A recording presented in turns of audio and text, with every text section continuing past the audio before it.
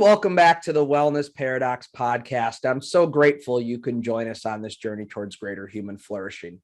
As always, I'm your host, Michael Stack, an exercise physiologist by training and a health entrepreneur and a health educator by trade. And I'm fascinated by a phenomena that I call the wellness paradox. That paradox, as I view it, is the complete absence of the utilization of fitness and wellness professionals in the healthcare delivery system in our country. This podcast is all about closing off that gap by disseminating the latest, most evidence-based, and most engaging information in the health sciences. And to do that today, I'm joined by David Trosin from NSF International. Now, NSF is a massive organization globally that does many different things. But what we're going to talk to David about today is the NSF's certification program for supplements. Dietary supplements, as all of us that are involved in the fitness and wellness industry know, are something that are utilized by a number of our clients and our patients, and certainly even in some cases recommended by us as fitness and wellness professionals. But that's fraught with all kinds of potential issues. As we know, not all supplements are well researched and well vetted. Furthermore, we know that the FDA doesn't necessarily regulate dietary supplements like they would other prescription pharmaceuticals and things of that nature. So it's really left to the fitness or wellness professional to decide exactly what should be done within their scope of practice and understanding of dietary supplements. And why this podcast isn't going to dive super deep into scope of practice and things of that nature, it is going to describe a little bit more of NSF's testing programs. And as you'll hear David talk about, these different levels of testing ensure not only purity and safety standards to a degree, but also speak to a lack of banned substances in these supplements and other things related to label claims and fact panels. So I think this is a really important discussion for fitness and wellness professionals because dietary supplements are a murky area. And I will certainly say that it is questionable to the degree that this is in many of our scopes of practice. I think it's important to realize that if you do not have a strong understanding of nutrition, if you do not have a strong understanding of human physiology, and even if you do, it's probably appropriate to defer to a client or patient's primary care physician or even pharmacist with regard to supplementation and utilization of dietary supplements. So the conversation here is much broader than what we'll specifically talk about during this podcast. And we'll go back to this topic several times in the future because I'm sure many of you listening have an intense interest in dietary supplements and would like to know a little bit more about the efficacy and the safety of various supplements on the market. But for starters, I think it's important to level set with an understanding of how supplements are actually tested to ensure they're pure and they're safe. And that's what this conversation with David is really going to dive into. For any additional information that we'd like to share from this podcast, please go to the show notes page at wellnessparadoxpod.com/episode 17. I hope you enjoy this conversation with David Trosin.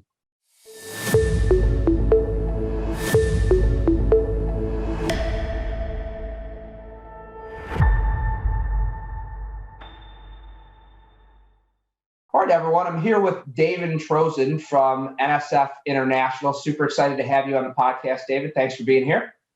Thanks, Mike. I really appreciate the opportunity to be a part of it. Awesome. Well, I want to get right into it with just a little bit of your background first to provide some context for our conversation. Sure. I have been a supplement consumer for, I think, all of my adult life, probably back into my childhood, thanks to my mom. Joined NSF a little over 13 years ago. Have been very happy to grow in our dietary supplements program. That's always been my focus there. And in my time there, have been very fortunate to receive a lot of education, training, grow within the organization, and interact with professional sporting organizations and elite athletes and sports organizations around the world. And also grow my understanding of the legal aspects and the quality control aspects of supplements. And it's a really complex issue that, and I know from a a regulatory standpoint or a media standpoint, we like to distill everything down into very brief talking points. But I'm excited to have the opportunity to talk about it in a longer form because it's not that easily distilled. Yeah, and I agree. And that is the nature of the media, to really distill it down into something that is a publishable soundbite. But it is a very nuanced conversation. And yeah, I think we're all excited to get into it a little more. Before we actually get into the dietary supplement conversation and what NSF is doing, let's just explain a little bit of what NSF is as an organization. I think some people have heard of them, other people haven't. It's a massive organization, so I'm not looking for you to give a dissertation on NSF, but tell me a little bit more about the organization as a whole, just so people have some larger context. Sure. So NSF actually formed at the University of Michigan, the School of Public Health, in 1944. We've since spun off to become an independent, not-for-profit company. And we really got our start focusing on food safety. So writing transparent, consensus-based standards on what quality should look like. And so that if you went into a cafe in Toledo, Ohio, or Ann Arbor, Michigan, or Anaheim, California, that the same quality of cleanliness and sanitization was being maintained. We then began to grow and break off into other areas of food safety. And then beyond that, we started getting into water and the water industry. So anything from the municipal treatment facility down through your pipes and filtration and taps. We've written national consensus standards on those. In areas of dietary supplements, of course, we focus there. That's my focus, but all around health and safety products as well. We're also focused in ISO registration. So anything that can be certified, we have, or a lot of the areas that we look at, we focus on those. If you look at it, and just real briefly, there's the standards writing aspect of it. So we're a standards writing body, which we are accredited by the American National Standards Institute, ANSI, to write and develop those. And we do that with the engagement of industry, regulators, informed population educators to write those. So it's not just NSF developing those in a bubble. It's a consensus, truly. And then on the other side of that, we're an accredited certification body. So we go out and measure companies or products to those accredited standards, and even some standards we didn't write as well. Yeah, and I think it's very interesting how the organization has evolved over the course of time to something that was very narrowly focused on food sanitation, and now it's far broader than even I realized when I first kind of came to know about the organization. And you're right here in our backyard in Ann Arbor, at least your office here. So very, very interesting. And the measurement and the standards around supplements, that's what we're going to get into today. And dietary supplements are a massive part of the health, wellness, and nutrition space. I don't think people realize how many things that they consume that you actually could to some degree define as a supplement. And I think many people also don't realize how poorly regulated the industry is, particularly from the FDA's perspective. You go back to the Dietary Supplement Act of 1994 that kind of shift the burden of proof to the FDA away from the supplement companies. It's a challenging space. Looking at that and then looking at what NSF is doing, what was the implications to that kind of shift in regulation? Sure. So one of the common misconceptions industry deals with is that it's an unregulated. We hear this frequently, is that it's unregulated. And that is patently untrue. It is absolutely regulated. The Dietary Supplements Health and Education Act, 1994, created that regulation. I think the true understanding of it is it's not regulated to the extent drugs are regulated to. And it's very easy for consumers, if they're not informed, to look at a tablet or a capsule and say, this looks like a drug, this looks like a drug, similar things, similar regulations, and they are not. And you're right, drugs require pre-market approval, just like we're all witnessing right now with the COVID vaccines. And that's being done at breakneck speed. That's faster than we've ever seen before to get a drug to market. It takes some time in clinical trials and research. So the drug manufacturers have to prove that the efficacy and the drug's going to do what it's supposed to do, and there's not imminent harm to consumers. Supplements, on the other hand, don't have to have that pre-market approval. They can go to market. Now, there's some controls around that. There's what's called the old dietary ingredient list, so ODI, and the new dietary ingredient list. So if something was in the food stream prior to 1994, it's permitted as a nutrient to be in a dietary supplement. If it was not, if there's no record or way to indicate that, it has to file with the FDA for as a new dietary ingredient and prove that it's safe. But to go back to the comparison between drug and supplement, because drugs go through that pre-market approval, they can make claims.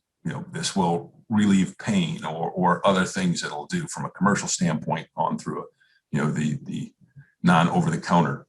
Supplements can't do that. They cannot make claims like a healing claim or something along that line. And that's where the line is drawn. It becomes a little gray, and the U.S. is one of the few markets that has this kind of gray area between food and drug. And because of that, it goes back to, buyer beware. And the best weapon is information.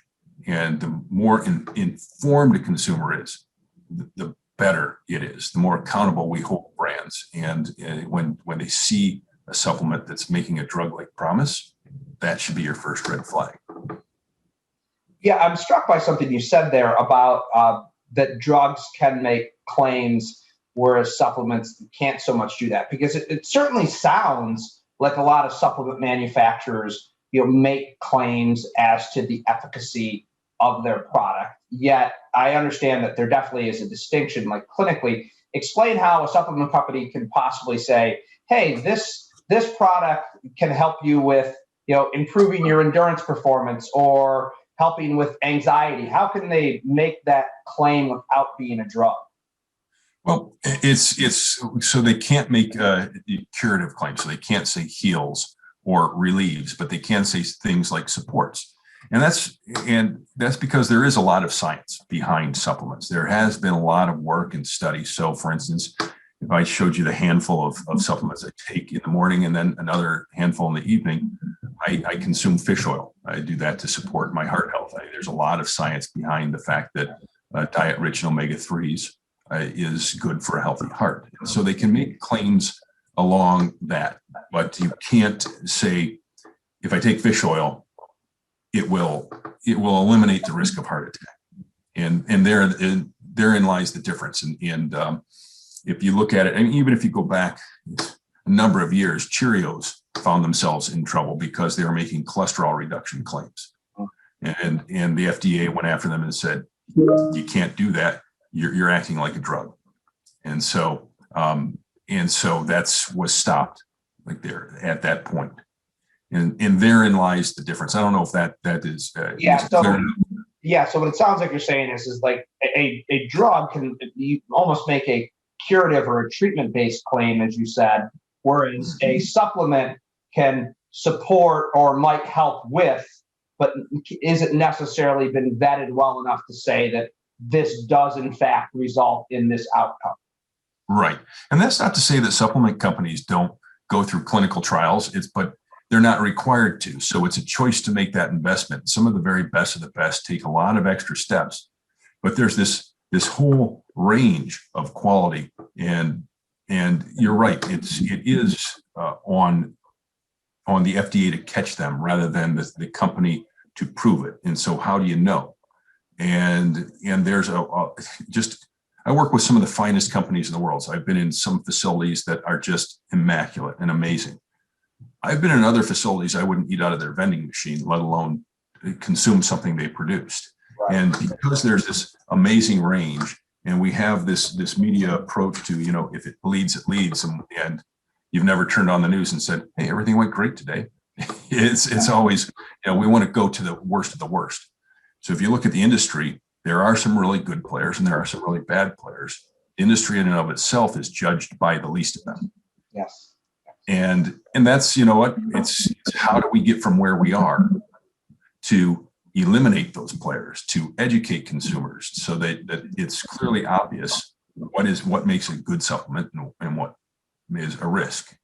Yeah, and I think you said it. There clearly exists a gray area here. Just even as we're trying to work through the terminology on what you can claim a given product does or doesn't do, it seems like there's a lot of semantics around that. And I think what NSF aims to do with its programs is to actually say, hey, you know what? Let's, semantics aside, let's talk about science and testing and actually vetting these products in a very clinically evidence-based way. So talk a little bit more about the two programs that NSF has. How are they similar? How are they different? And what should consumers even know about these programs?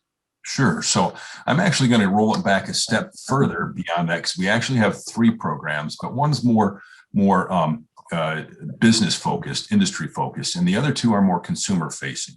And the business focused one actually supports consumer facing certifications that we provide. So going back to the business facing one, we have in this industry, like any industry, we love acronyms. And so ours is GMPs. So good manufacturing practices, which is what the Dietary Supplements Health and Education Act addressed. It laid out a law. It's 21 CFR 111, and that is the requirement for dietary supplements from their manufacturing practices from testing the raw material when it comes in the back door to all the behaviors that take place between the finished product leaving the company. Dietary supplements industry is beholden to several regulations, but the two most prominent being 21 CFR 111 for dietary supplements, good manufacturing practices, and aspects of the food requirements, 21 CFR 117. And living up to those is the requirement, but it's the base minimum. When people say, I've met the requirements, congratulations, you're a C student, you've hit the base minimum that's required by law to be in business. So that's where we start, is we go into the manufacturing facility, and we do that on an annual basis, and we look from stem to stern and look at everything they're doing. How are you qualifying your raw materials? How are you testing them when they come through the door? How are you quarantining them to make sure that the right materials are going in the right place where you say they're going, to the right level? How do you make sure the right label's going on a product? All the way out the front door to how do you test it? How do you make sure no metals found their way into it, to when it's finished, it's ready to go and compliant with the law. I state that just because it's important for consumers to know what that is and what a GMP is, and and to look for that. Industry is structured in a way like most. There are a lot of contract manufacturers, so brands may use a contract manufacturer to make their items, and others are vertically integrated, that they have their own manufacturing in place. If you're vertically integrated, certainly you can be a little more transparent about we live up to these, or we are certified by NSF to good manufacturing practices. And that's a good starting point, because you can't test quality into a product after the fact. You have to start at the raw material level and make sure all the way through you followed all the steps required to produce a quality product. Then we get into what impacts the consumer on an obvious basis. So that impacts the consumer, but that takes place behind the scenes before anybody even picks up a bottle. The two product certification levels we have then are not so creatively named product certification. And then above that is our Certified for Sport program. Both of those require that before anything can be certified by NSF, that it is manufactured in a facility that is NSF audited. So we audit that to our national standard, which is NSF ANSI 455-2. So when you hear that ANSI in there, that means it's an accredited standard. And that's really important, because there are you see so many creative marks people put on bottles. You see creative approaches to tell people that they're compliant or they're living up to the law. But by an accredited standard, it means that we, an accredited body, go in and evaluate that And then every year we are evaluated. People come and audit us and look through every aspect of our business. They look through files and make sure that we're holding every company to the same standard we're holding the others, and that nobody gets a pass. It would be otherwise easy to, if somebody came and said, we're going to throw a lot of business your way, but we want you to maybe overlook this section of the audit. Not to say that that would happen, but there could be a financial incentive to maybe overlook things. That's where the accreditation process is incredibly important.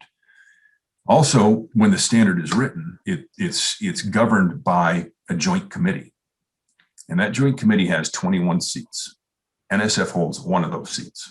So if we want to make a change to that standard, we have to provide the data to the joint committee and say, this is why we think this change should take place. Sometimes it happens very quickly and easily. There have been times it's taken years to make changes because we have to gather the science, the literature to go and present. And it then becomes obvious why that accredited mark is different and above other marks you may see on a bottle. Is because somebody's watching the watcher, and decisions can't just be made independently for the financial benefit of the company. It's made for the safety of the product and for the living up to the standard, making sure the standard's the best. So our GMP certification is accredited, as is our product certification. And that's where we shift into this other phase. So we have those two levels we talked about, which is product certification. It's where the general consumer would find interest. So for instance, the Tigers are never going to call me up and say, we need you to come in today and pitch for us. That's beyond, even in my prime, that was not of a concern. So when I look at a supplement, I have the luxury of saying, I'm not as concerned about banned substances because I'm taking maybe on a more innocent supplement. I mentioned earlier, omega-3s, fish oils, or a multivitamin or a vitamin D. My concern revolves around, did it come from a good place? And does it have in it what I'm paying for, what I think is in here? Because I'm taking it for a true health outcome. We bring products into our laboratories every year after we've verified that the manufacturer is living up to the national standard, which it meets the regulation and goes beyond. And then we test it to make sure that it has what is claimed to be in there, and it's free from known contaminants like heavy metals, microbiologicals, aflatoxins, and if it's an herbal product, we look at herbicides, pesticides, so that there's nothing in there that could potentially harm a consumer. And that, by looking for that, a consumer can say, I know what I'm paying for. I know what I think I'm getting is actually what I'm getting, and it came from a good place. So let me ask this just to make sure that I'm tracking this right. There's the GMP certification, which is that's your passing grade, like you said. That's your C. Like that's almost your table stakes in your mind for producing a supplement. And then there's the product certification up from there that is basically the fact panel checking, if you will. Like it says that XYZ ingredient is in the product, and we tested it, and XYZ ingredient is actually in the product. Yep, absolutely. And so that's where we get to the foundational. Those are the things that really, just tell a consumer from athlete to dad like me, this product is safe and it does what you think it does. And then beyond that, we were approached almost 20 years ago by the NFL, actually, to say there's a lot of risk. We have concerns beyond just this. We have concerns about adulterated products that may lead to unintentional doping cases. And it's also about saying to an athlete, you don't have the luxury of pointing at your supplement anymore and say, I didn't know any better, it was my supplement. And so on both ends, it protects the company, but it also protects the athlete. And that's our Certified for Sport program. For products to go through that program, they have to meet the first two certifications. They have to be audited and certified, the manufacturer, by NSF. They have to be tested annually to make sure it has in there what it claims to have in there and it's not harmful. And the label is reviewed to make sure it's not making any wrongful claims. Because athletes are concerned, they want to make sure they're getting those micro and macronutrients. They're more fine-tuned than anyone to that. And then beyond that, we test individual lots for banned substances. So if a product goes through that program, its label can bear a mark that says NSF certified for sport. And the athlete can know that I can take this without risk. We test for nearly 300 banned substances in a number of ranges, from drugs of abuse to steroids, to stimulants and other narcotics that could potentially cause an athlete to test positive. Now, none of us want to have those in our system, especially in an unknowing way. But this could be a career ender for an Olympian who has trained years and years of their lives, and all of a sudden, moments before going into competition, they have a drug test that they fail. Or a professional athlete that could be, suffer for millions of dollars of compensation because they now have to sit out a season or a portion of a season. And let's face it, a professional athlete's career duration is far shorter than most. And so that's significant. If you have to sit out a season, that's a significant impact on one's career. Yeah, so we've got this hierarchy of testing. We have GMP base level manufacturing standards. We have the product certification, which is the fact panel checking, label claim checking. And then we have, hey, let's test this against a list of banned substances if you're an athlete to make sure that nothing of a banned nature is in there. And would you also agree, though, that even the general consumer might be happy to know in their sports supplement that there isn't a banned substance in there? I understand there are real tangible implications for athletes, but as a parent, maybe you might be thinking, well, my high school freshman isn't getting tested, but boy, I'd like to know his creatine product is actually not having any bad substances in it. Well, that's 100% true, because I had a son who was a D1 athlete, and I wanted to make sure that what he was taking was safe, because the risk, the pressure, there's all sorts of concerns around that, even down to the high school level. There's tons of pressure. We work with an organization called the Taylor Hooten Foundation, which is all about protecting high school athletes from intentional and unintentional doping. And so, especially as you get into some of the higher risk categories, while, like I said earlier, I have the luxury of not being as concerned about doping, I'm still concerned about it. I know where the likely risks are. I also come from industry. I can be on a website, or I can be in a retailer and say, I know this company, I've been in that company. I have an edge that most people don't. And so I go back to the trust but verify. And how do most consumers know? I would state that by looking for an accredited certification on a label. And I see it all the time. I see it when I'm at the grocery store and you see somebody in the supplement aisle, and they're holding things up, and this bottle's pretty inexpensive. And this bottle's inexpensive, not as pretty, but which one do I take? Do I buy it with my budget, or do I buy with what I think looks fancy? And frankly, there's been times I've seen them holding the two different bottles, and I know for a fact both came from the exact same facility. One just spent a little bit more on packaging, and there's absolutely zero difference in, say, that vitamin D they're holding. So it goes back to the consumer being educated and aware and knowing where the risks are and knowing how to manage those. Yeah, and absolutely. The clearest way is to look for that mark. Yeah. Well, it's interesting too, because I feel like the reverse of that is true. They could be holding two bottles of vitamin D, and you could know, wow, one is from a high quality manufacturer, the other one maybe not so much. And without that mark on there, the consumer's not going to know the difference. As far as they're concerned, vitamin D is vitamin D, but we well know that what goes into making that vitamin D makes all the difference in the world. Absolutely. 100%. And it's about, cutting corners. We can save a little money. So it can make a big difference. And especially now, like we're talking about vitamin D, I mean, it's proven very efficacious in having a positive impact on COVID. If you think you're getting 5,000 IUs, but you're really getting 2,000, that's a big deal. And so it's important to know that. Yeah.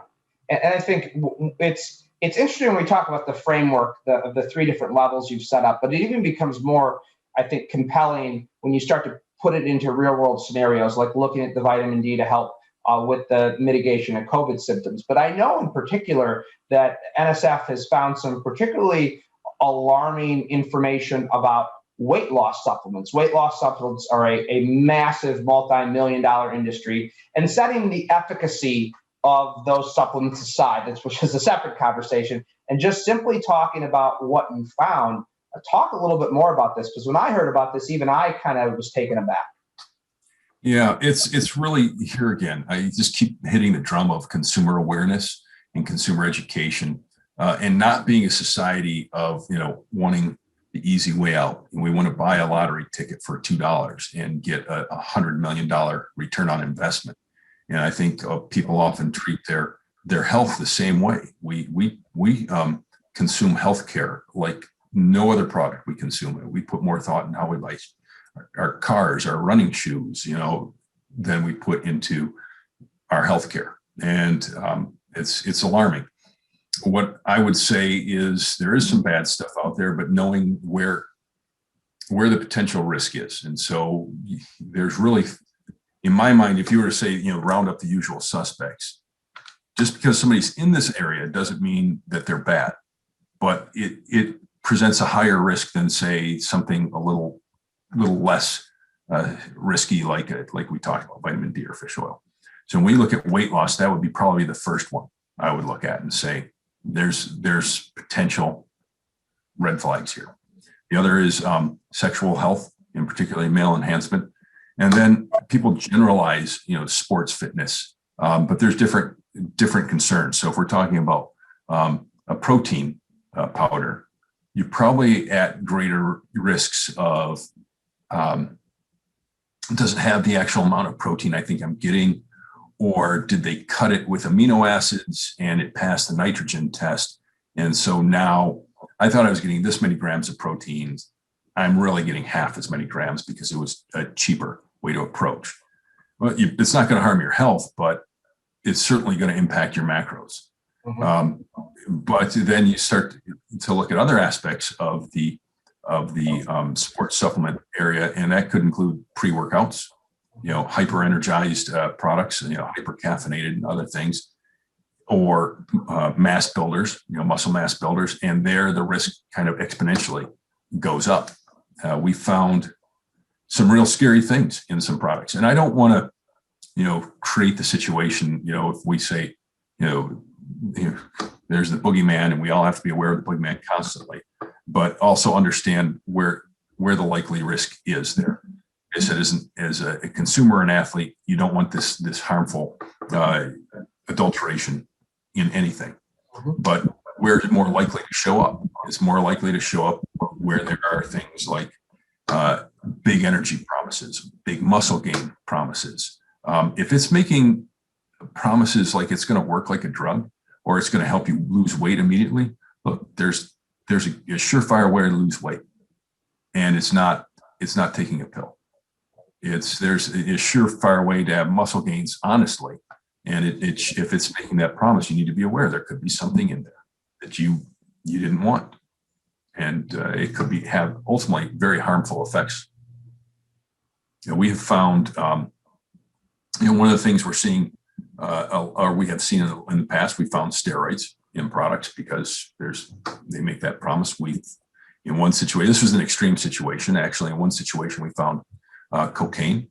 In another situation, we found morphine. Now, interestingly enough, that was in a pre-workout product. And so no one would ever intentionally adulterate a pre-workout with morphine. It'd be the absolute worst workout of your life. And it was in minor levels, but it was in detectable levels. And what we were able to determine was the brand actually was not responsible for it. They had bought a pre-blend, which came from China, which had bad GMPs. And so they weren't cleaning their machines appropriately, and they had run morphine earlier in that day and then ran this vitamin pre-blend. And so trace amounts of morphine were showing up in this pre-blend. That's where we go back to why those GMPs are so important. It's not just what we tested it passed, it's good, because you never know what's happening next.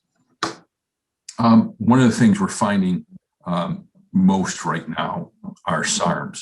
So think of Sarms as a selective androgen receptor modulator.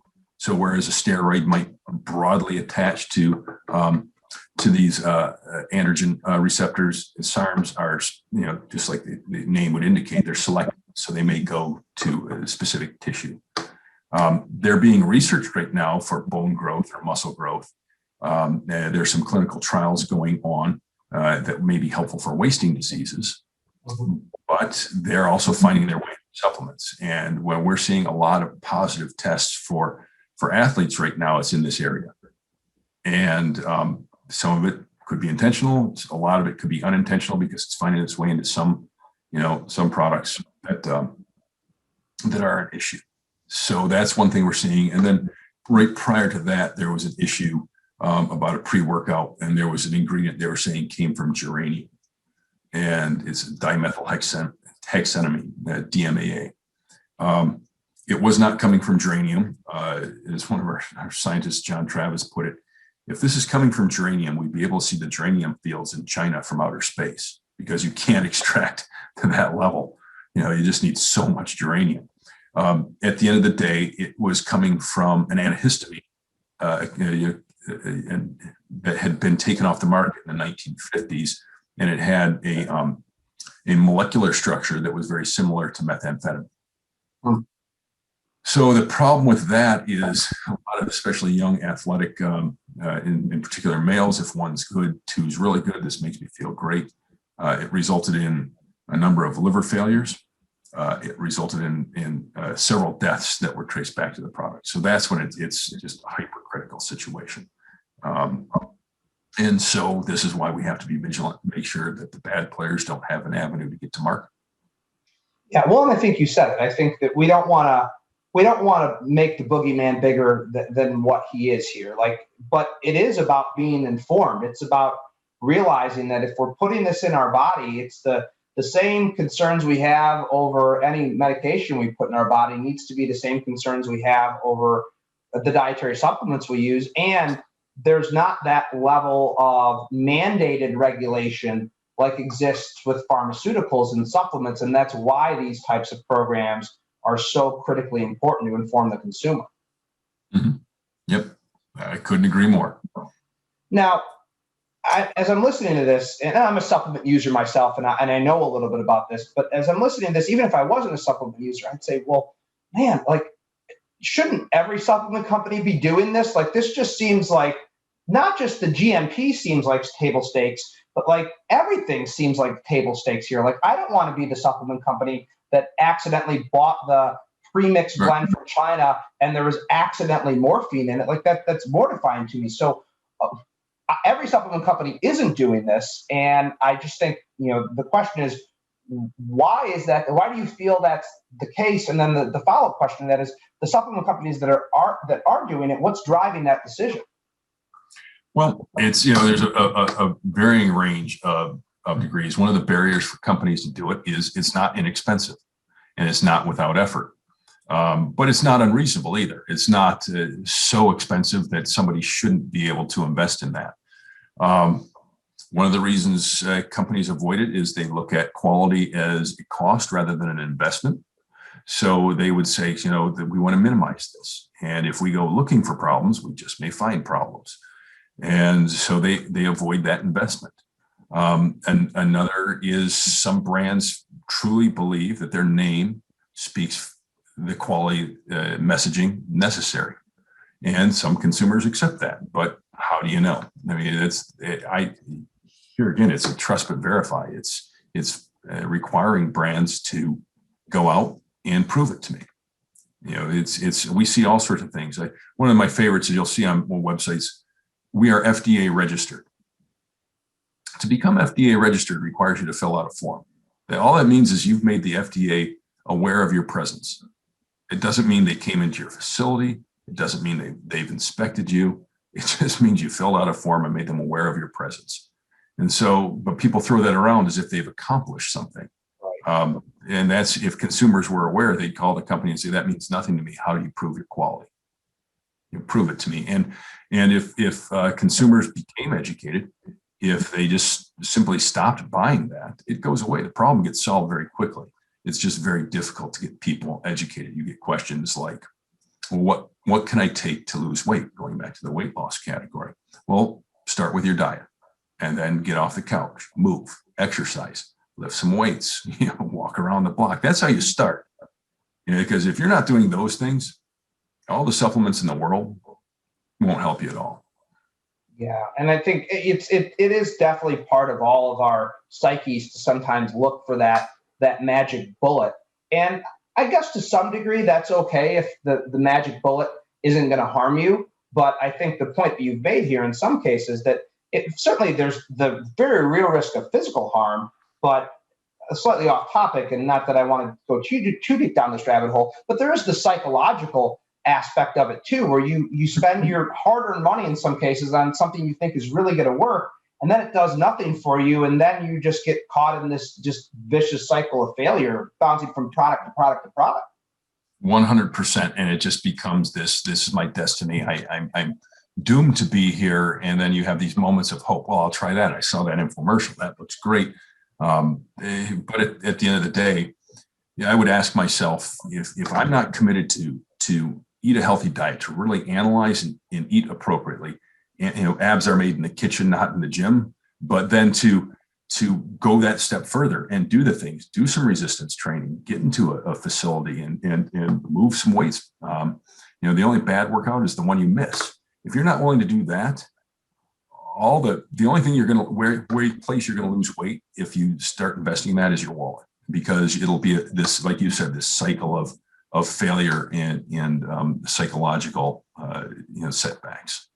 Yeah, and I think we have to remember, even in the word, it is a supplement, which means in addition to, not in replacement of. Absolutely, that couldn't be said better. There is no magic pill. It supplements a healthy diet. It does not replace a healthy diet. And to be clear, as we're talking about this for everyone who's listening, we've used some sports examples, but even your cardiovascular health example with the omega-3 fatty acids or whatever it might be, it's nothing replaces the healthy lifestyle that amounts to that.